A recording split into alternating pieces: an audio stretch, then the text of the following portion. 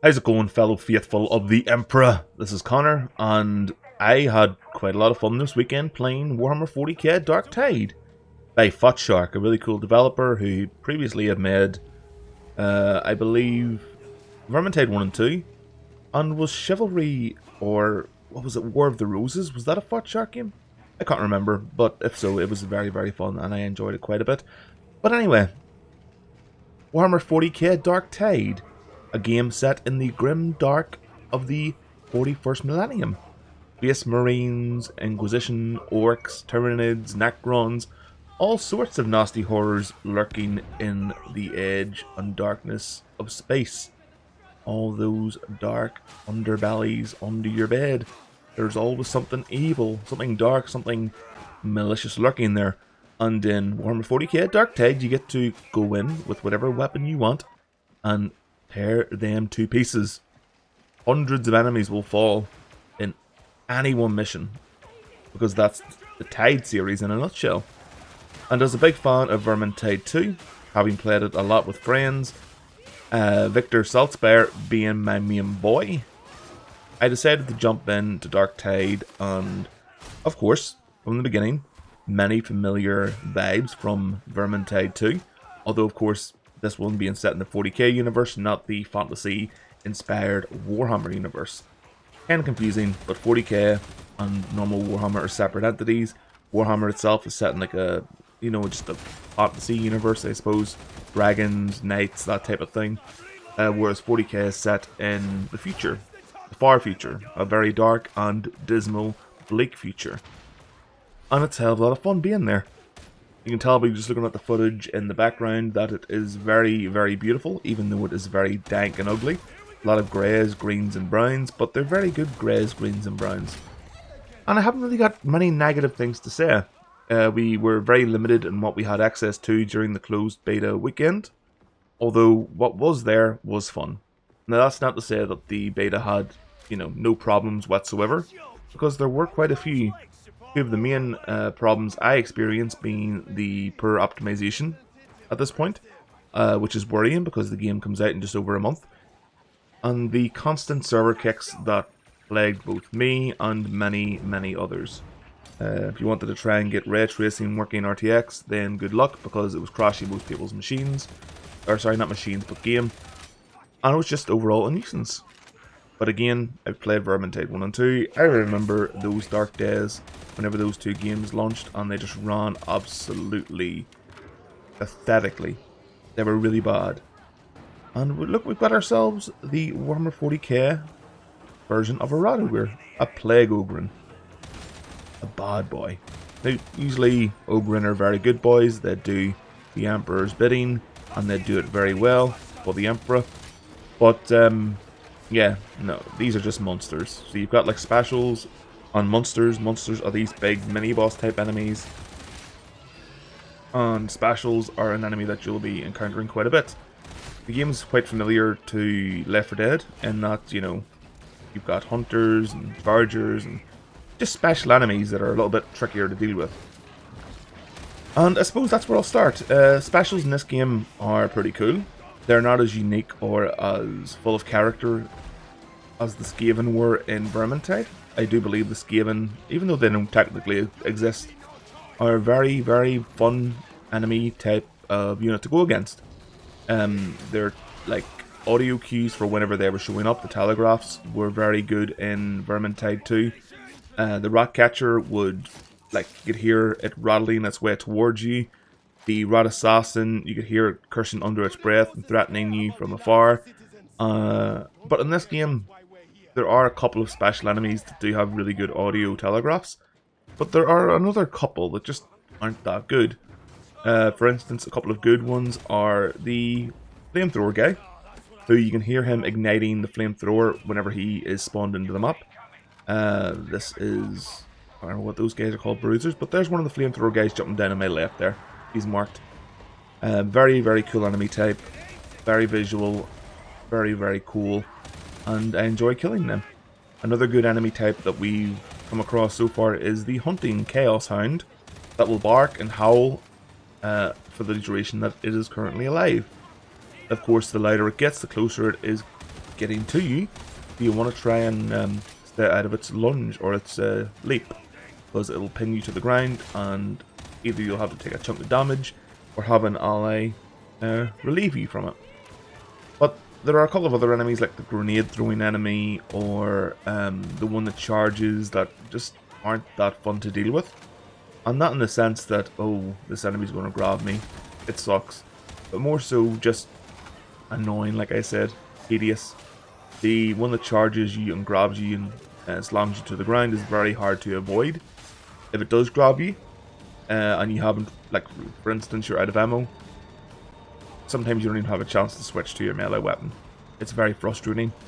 Other times, if you're separated from your team because you're looking for grimoires, tomes, or relics, then you're going to have a bad time, because it always seems to go for you when you're split apart from your group, which is probably a really good way for the AI to react. You know, pick you off because you're being a little bit careless. It's just annoying so far from what I've experienced. The audio telegraph isn't as good, and the frequency at which it grabs you and my complete inability to dodge it. I'm not sure if it was down to me being a poor player. I did have a lot of time in Vermintide too, so it's very, very similar in gameplay. But yeah, a couple of annoying enemy types so far. Then again, all the enemies in Vermintide weren't originally too fun to play against, although the game has had a lot of polish since its initial release. But overall, the game looks absolutely great, performs like absolute crap, which was to be expected. I'm hoping that this version that we're currently playing on is a bit of an older version, and that what we're going to get on the 30th of November will run a lot better. I doubt it, but oh, this enemy here that I'm currently being attacked by, they're called renegades. They're just heretical, traitorous guardsmen, and they will attempt to engage you at range, and that's where they're strong. They will run for cover, they will try to flank you, and at higher difficulties they can be quite a pain because usually they spawn in groups. So the class that I'm playing as at the moment in the video is a veteran sharpshooter, who is a guardsman, an Imperial guardsman, and he excels at range damage. His special is called Volley Fire, and it highlights specials, and also gives you a 50% increased range damage bonus for 4 seconds. So he's quite fun. And as a Victor Saltzpyre main, I am very, very, very comfortable with playing him. Now there are 3 other classes. I've kind of forgotten their names. One of them is an Ogryn. Ogryn are big super boys. They're very, very jolly and very, very willing to do the Emperor's work, and they won't whinge or bitch about it. You also have, I believe, a Cleric, maybe? And a Psyker. The Cleric and Ogryn are melee specialists, whereas the veteran sharpshooter and that guy has a lot of armor. So that's like, I guess, a marauder type enemy. He's very heavily armored and closes the distance very quickly, and the sharpshooter isn't ideal for dealing with him unless you have the revolver, which I find is very useful against them. But yeah, Psyker, veteran sharpshooter, very good at range. Cleric, I think it's called Cleric, I do not know though. And the Ogryn, very good in melee. The game doesn't have a lot of character, in that you had the Uberstrick 5 in Vermintide 1 and 2. You had Sienna, Arden, Victor, Gruber, and Corellian, who were all original characters designed for the game, if I remember right. And they had their dialogue and banter back and forth, and as the games went on, you grew to, you know, be more familiar with them and care about them. Like Victor Saltzpyre, he is a meme machine, and I love him for it. I love him. But in this game, you kind of create your own character, and you can give them their own personalities and backstories, and it does come up in group chatter, the right missions, you know, depending on how your guy actually interacts or in the backstory.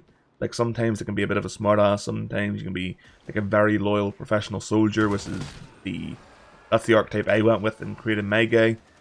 And it just doesn't feel the same. I would have preferred if they just created their own original characters like they did with Vermintide. But it is what it is, and I won't know if it's going to be worth it until the official release. There were a lot of features left out of the game that will be coming with the official release. I mean, so far so good. It looks great. It plays great. The sound effects from the weapons are awesome. The animations are really, really polished. The ranged combat, there's a higher emphasis on it in this game because, of course, you're in the 40k time period and universe, and, well, you know, las guns, plasma, melta, bolters, lots of very cool weapon types that you have access to. And, of course, in a similar way to Vermintide, you're encouraged to switch between melee and range depending on the situation. Now, I love this auto gun I've got, which is basically just an assault rifle. And it shoots 3 enemies. It really does. So I like it a lot. Look at this scab shotgunner here. What an absolute disgusting human. Literally a disgusting human. Look at the blood and gore and viscera. It's so good. If they polish this to where it's not like dropping to 40 frames or 30 or just freezing randomly or kicking me from the servers by release, I'll be a happy chappy. Oh, something else before I end it. One thing, a minor complaint I have, is that a lot of the maps look the same. And that's fine, I suppose.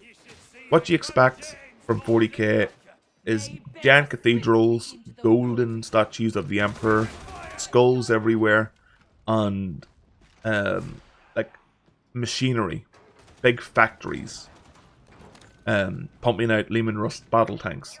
And that game has this, but there's a lack of colour and diversity in the maps, and it would be cool to go to maybe one of the high rises or one of the penthouse suites on this Hive City, because, you know, that exists. And oh yeah, the game's set in a Hive City. Think of Coruscant, only crossed with like Hellraiser or something. It's pretty much that. Event Horizon. But so far so good. I'm impressed. I enjoyed myself when I wasn't being kicked constantly and the game was running at a stable frame rate. Just to mention as well, irregardless of what I had the settings at, the performance was the same. If everything was knocked down to low, lowered the resolution, etc.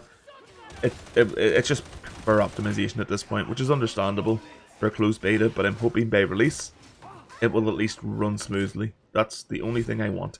Oh, and a friend mentioned that the Deluxe Edition, or the Emperor's Edition, or whatever it's called, the Imperial Edition of the game, has a premium currency bundle as part of the package.